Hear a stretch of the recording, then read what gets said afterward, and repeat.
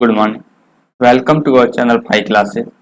Previous video lecture में हमने question 40 तक हमने सॉल्व कर लिए थे। आज हम आगे की प्रॉब्लम देख रहे हैं। तो देखिए first problem, the electric susceptibility of a dielectric material consist of two terms arising due to induce effect and the orientation effect, their temperature dependence are respectively as. देखिए इंड्यूस इफेक्ट और orientational effect temperature किस प्रकार dependence है वो आपको बताना है। तो देखिए जो प्रेरक प्रभाव है यानी कि इंड्यूस इफेक्ट है वो टेम्परेचर की पावर 0 पे डिपेंड है। ठीक है, जो अभिविन्यासी इफेक्ट है यानी कि ओरिएंटेशन इफेक्ट है वो इनवर्सली प्रोपोर्शनल टू टेम्परेचर है। ठीक है, 1/T के क्या है, प्रोपोर्शनल है। ठीक है, 1/T पर निर्भर करता है कौन सा, अभिविन्यासी प्रभाव। नेक्स्ट प्रॉब्लम देखिए, in a one dimensional device the charge density is given by, ये आपको चार्ज डेंसिटी दे रखा है one dimensional device. If electric field 0 at x बराबर 0, v equal to 0 at x equal to a पर। ठीक है, then the values of v and e are respectively. ठीक है, आपको v और e की वैल्यू बतानी है। ठीक है, ये वैल्यू दे रखी है। तो देखिए सॉल्यूशन देखिए,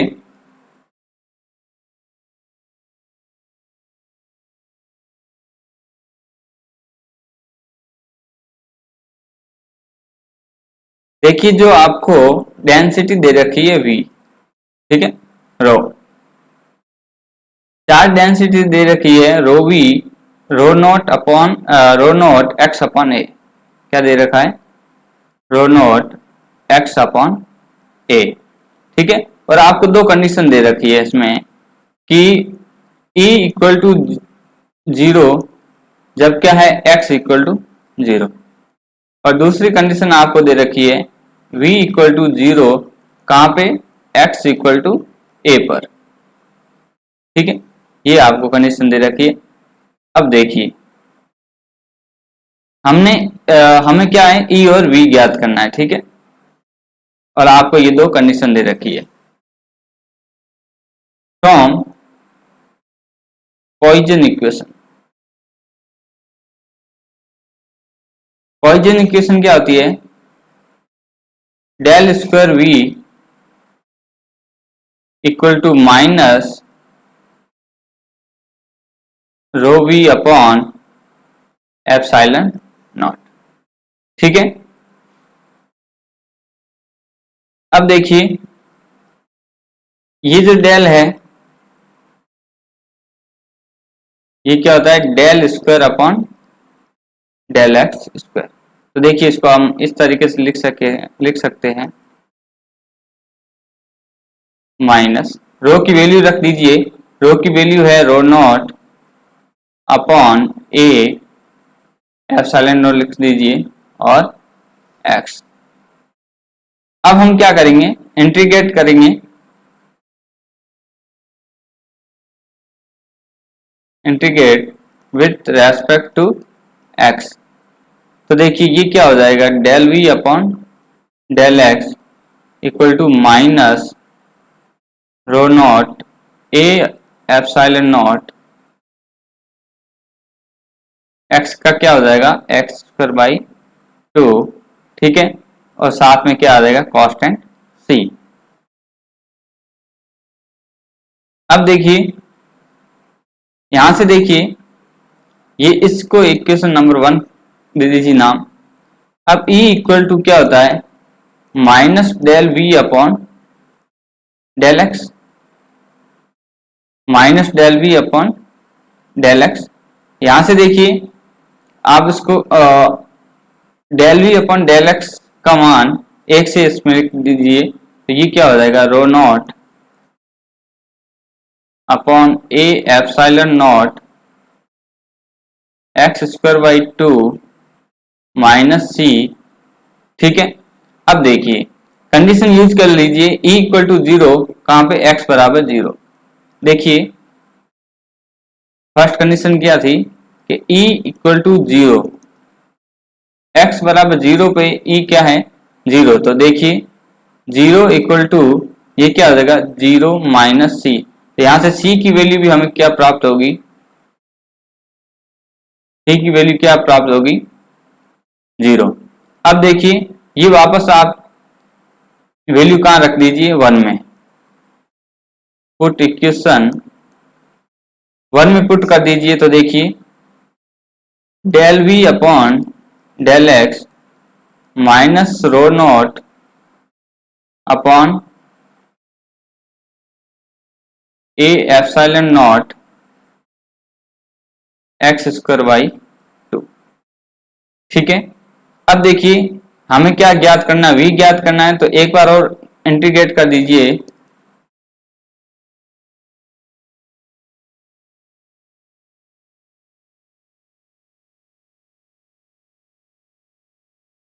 इंटीग्रेट विथ रेस्पेक्ट टू, ठीक है, विथ रेस्पेक्ट टू x।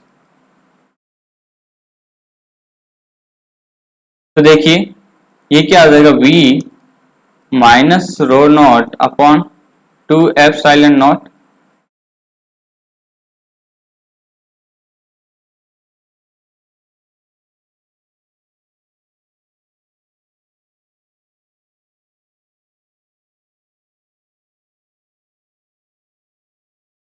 हाँ तो देखिए 2 a epsilon naught, x square का क्या हो जाएगा एक्स क्यूब अपॉन 3 और साथ में क्या आ जाएगा कांस्टेंट। अब देखिए सेकंड जो कंडीशन थी वो यूज ले लीजिए, क्या थी कि x इक्वल टू a पे v क्या है 0। देखिए x इक्वल टू 1 पे v क्या था 0, ये कंडीशन यूज ले रहे हैं, तो देखिए इक्वेशन क्या बनेगी अब, तो v तो 0 हो गया equal to minus rho naught upon 2a epsilon naught a cube upon 3 plus c। तो देखिए यहां से c की वैल्यू क्या प्राप्त हो जाएगी, रो नॉट अपॉन ये कितना हो जाएगा 6a epsilon naught a cube. ठीक है, अब देखिए इसको इक्वेशन नंबर 2 मान लीजिए,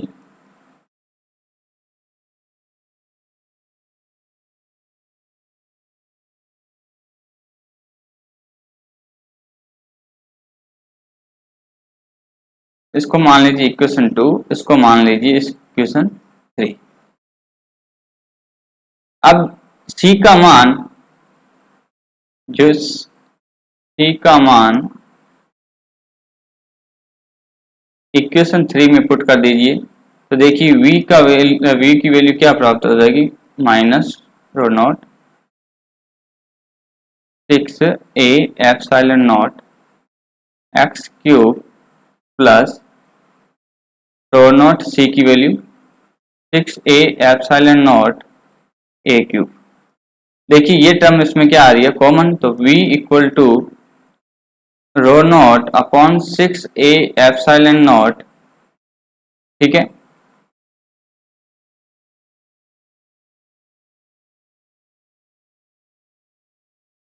a cube minus x cube, ये हमें किसकी वैल्यू प्राप्त होगी v की, v equal to rho naught 6a epsilon naught a cube minus x cube. इसी तरीके से देखिए e क्या होता है minus del v upon del x, del v upon del x हमने इक्वेशन नंबर, देखिए इक्वेशन नंबर 2 से del v upon del x का मान रख दीजिए फ्रॉम इक्वेशन 2, तो देखिए e की वैल्यू हमें क्या प्राप्त हो जाएगी minus del v upon del x क्या minus rho naught upon a epsilon naught minus रो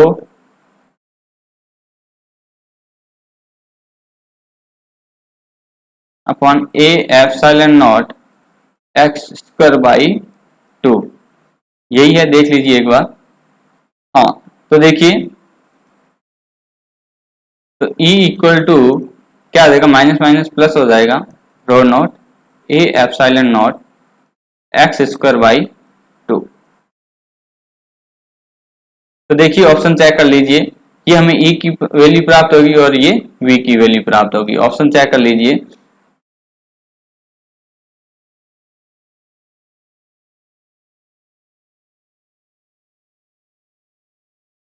देखिए ये तो है नहीं, ये ऑप्शन देखिए दो, rho naught upon 6 epsilon r a cube minus x cube, ये किसकी वैल्यू हमें प्राप्त होगी, V की, और ये किसकी वैल्यू है, E की। ठीक है, V एंड E की value, rho naught 2a epsilon naught x square upon x square upon 2।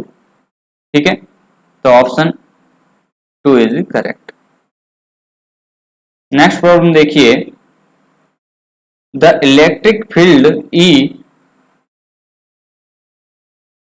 Of a plane electromagnetic wave is, ये आपको दे रखी है, इलेक्ट्रिक फील्ड दे रखी है, इलेक्ट्रोमैग्नेटिक वेव की इलेक्ट्रिक फील्ड दे रखा है।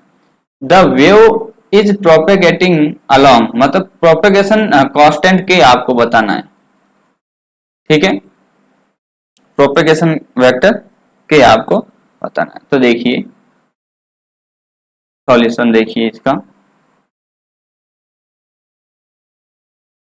कहने का मतलब है ये तरंग जिस दिशा में विचरण कर रही है वो है। ठीक है, वो डायरेक्शन आपको बताना है। तो देखिए ई के कैप, देखिए इलेक्ट्रिक फील्ड किस डायरेक्शन में, के कैप में, a cos omega t minus 2x प्लस 3y। देखिए जनरल इक्वेशन क्या होती है, के कैप को डायरेक्शन ए कॉस ओमेगा टी माइनस के एक्स। ठीक है, या फिर हम और सिंप्लीफाई करें तो इसको क्या लिखते हैं, omega t minus k vector dot are vector. के वेक्टर क्या है, के एक्स आई कैप, के वाई जे कैप, और आर क्या है, x i cap plus y j cap. ठीक है, अब देखिए हमें ये इक्वेशन दे रखी है, तो इसको इस फॉर्म में लिख दीजिए। तो क्या हो जाएगा, ई वेक्टर इक्वल टू के cap A cos omega t minus बाहर ले लीजिए, ये क्या बनेगा 2x माइनस 3y। ठीक है, यही बनेगी इक्वेशन 2x माइनस 3y। देखिए माइनस को क्या कर लिया हमने, बाहर ले लिया। अब वापस आप इसको मल्टीप्लाई माइनस को अंदर करोगे तो वही आपको वापस मिलेगा। तो देखिए इसको आप ऐसे लिख सकते हो, ये के कैप है। ठीक है,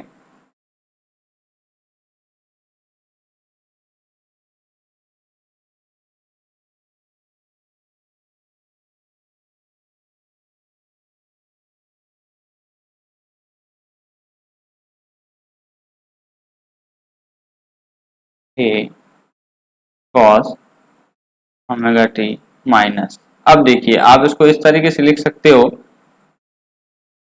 2i cap minus 3j cap dot x i cap plus y j cap. ठीक है, अब देखिए ये किसका काम कर रहा है, आर वेक्टर का, और ये किसका काम कर रहा है, के वेक्टर का, पोजीशन वेक्टर और या ना वेव वेक्टर। तो देखिए हमें क्या बताना था, वेव वेक्टर। तो देखिए 2i cap minus k vector equal to 2i cap minus 3j cap. तो ऑप्शन देख लीजिए, 2i cap minus 3j cap. तो option fourth is correct. Next problem देखिए, in colour televisions the electron beam is accelerated to an energy of about. रंगीन टेलीविजनों में electron पुंज को लगभग जिस ऊर्जा तक त्वरित करते हैं वो है। तो देखिए, इलेक्ट्रॉन पुंज को लगभग जिस ऊर्जा तक त्वरित करते हैं वो है, तो वो ऊर्जा वो अप्रोक्सीमेट होती है 32 किलो इलेक्ट्रॉन वोल्ट। ठीक है, तो देखिए इस रेंज में कौन सी है, ये है 200 किलो इलेक्ट्रॉन वोल्ट, जो कि बहुत ही क्या है, ज्यादा। ये है 2 किलो इलेक्ट्रॉन वोल्ट, जो क्या है, कम है। तो देखिए इसके अप्रोक्सीमेट क्या है, 20 किलो इलेक्ट्रॉन वोल्ट। तो option 3 is correct.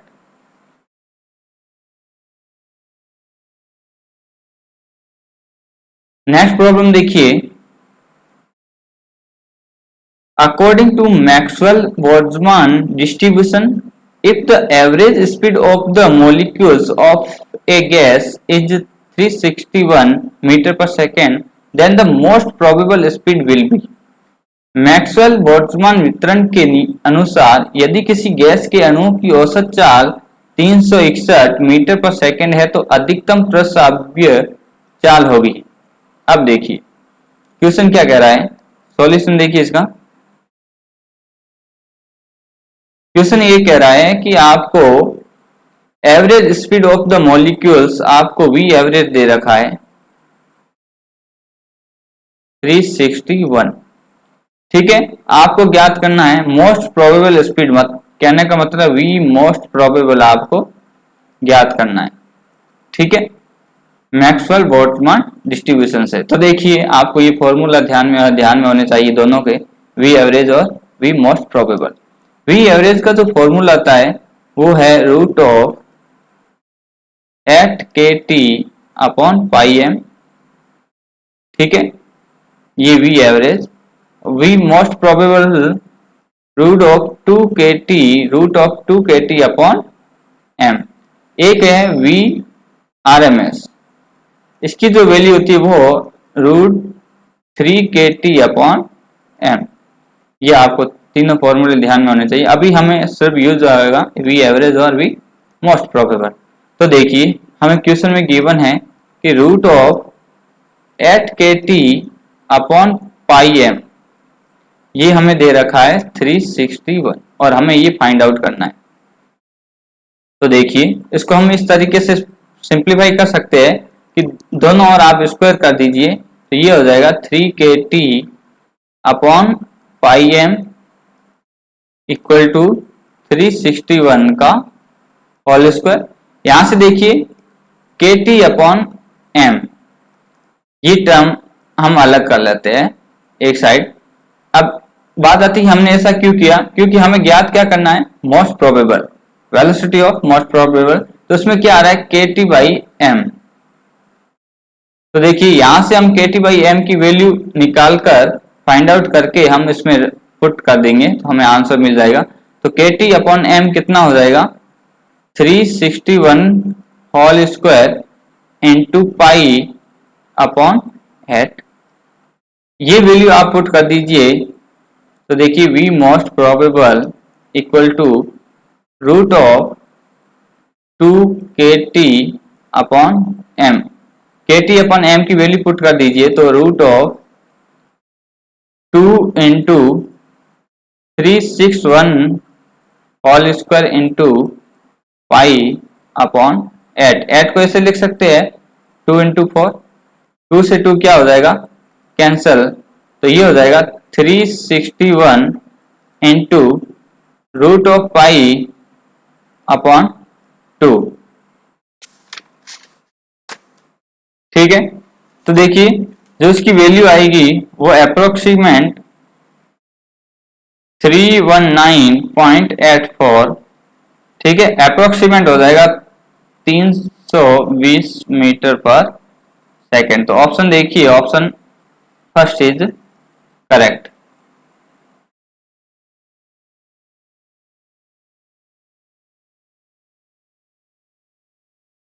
Next problem देखिए, the boiling point of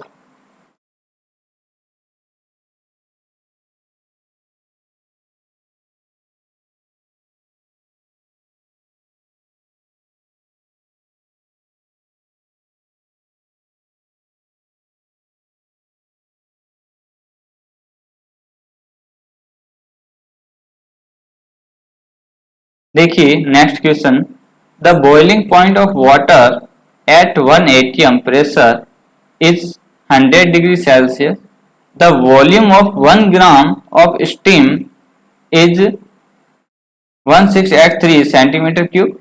If latent heat of vaporization of steam is 536 calorie per gram, the boiling point will increases by 1 degree centigrade if the pressure increase by, ये आपको बताना है कि pressure कितना increase करे, ठीक है। 1 atm दाब पर पानी का क्वथनांक आपको दे रखा है, 1 ग्राम भाप का आयतन, ठीक है। यदि भाप की गुप्त उष्मा आपको दे रखी है तो क्वथनांक में 1 डिग्री सेंटीग्रेड की वृद्धि के लिए दाब में वृद्धि होनी चाहिए। दाब में कितनी वृद्धि होनी चाहिए? तो देखिए, फ्रॉम क्लासिक क्लैपेन इक्वेशन,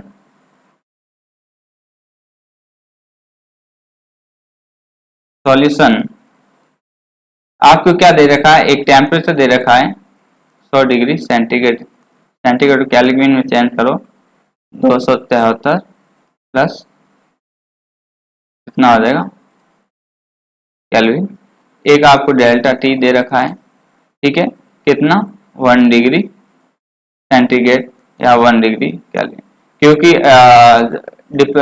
ठीक है, डिफरेंस में क्या होता है, दोनों केल्विन और सेंटीग्रेड में क्या है, इक्वल है, ठीक है। अब देखिए इक्वेशन क्या है, delta P upon delta T equal to latent heat upon temperature T V2 माइनस V1। अब वैल्यू पुट कर दीजिए, देखिए डेल्टा पी हमें ज्ञात करना है, ठीक है, ये कितना है 1 डिग्री केल्विन कर दो, और ये कितना है लेटेंट हीट 536 आपको दे रखा है, ठीक है, कैलोरी पर ग्राम में, और टी 373 और V2 माइनस V1, देखिए ये वॉल्यूम आपको दे रखा है V2 माइनस V1 कितना है 1683, ठीक है, सेंटीमीटर क्यूब में दे रखा है, तो वैल्यू पुट कर दीजिए 1683 सेंटीमीटर क्यूब। अब देखिए 1 कैलोरी इक्वल टू 4.2 जूल, तो देखिए ये हो जाएगा डेल्टा पी, कितना हो जाएगा 536 4.2,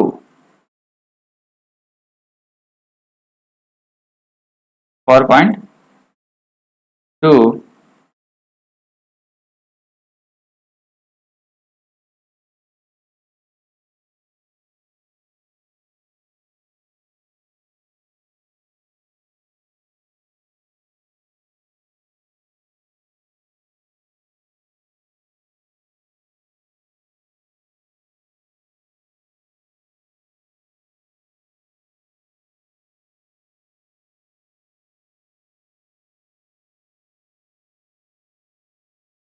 हाँ देखिए जूल अपॉन 373 इंटू 1683, अब देखिए ये सेंटीमीटर क्या है cube,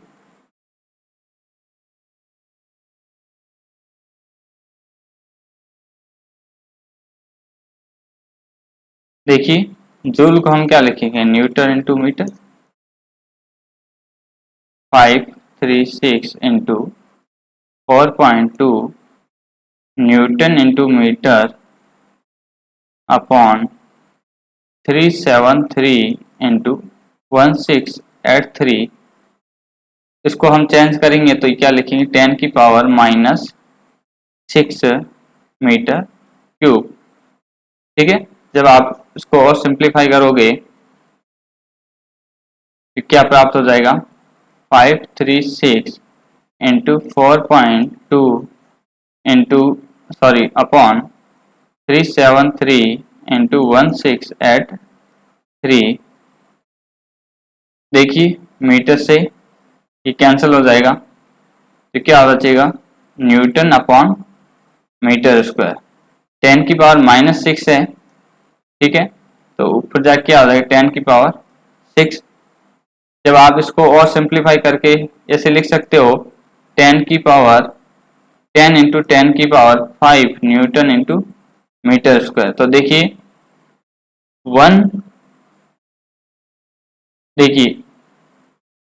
1 ATM atmospheric pressure equal to 10 की power 5 newton upon metre square. तो देखिए इसकी जगह आप क्या लिख सकते हो, 536 इंटू 4.2 अपॉन 373 इंटू 16 एट 3। देखिए इसकी जगह आप 1 एटीएम लिख सकते हो, तो ये हो जाएगा 536 into 4.2 into 10 upon 373 into 16 eight 3 ATM. जब आप इसको सिंप्लीफाई करोगे तो आपके पास जो वैल्यू आएगी 0.0358 एटीएम, ठीक है। तो देखिए ऑप्शन 0.0358